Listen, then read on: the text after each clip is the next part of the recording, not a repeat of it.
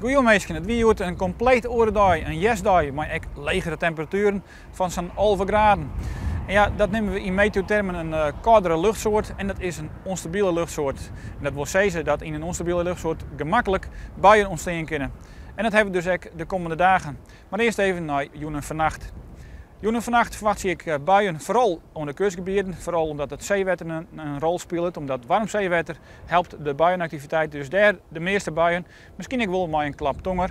Meer boven het Verseloon van Friesland verwacht ik minder buien en dus ook opklarings. Daarbij zak je de temperaturen naar zo'n 6 tot 8 graden bovenloon en in het watergebied een graadje hoger.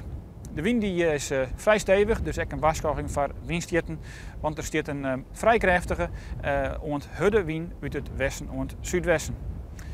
En dan de verwachting van morgen. Ook morgen hebben we dus een dag met buien.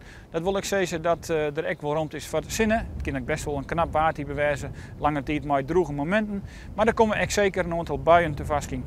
En daarbij hebben we een temperatuur van zo'n 11 of 12 graden. En nog altijd ook die harde wind, vrij krachtig bovenloon. De wind krijgt 5 tot 6 of zo in het watergebied. En die komt morgen uit het westen en het noordwesten.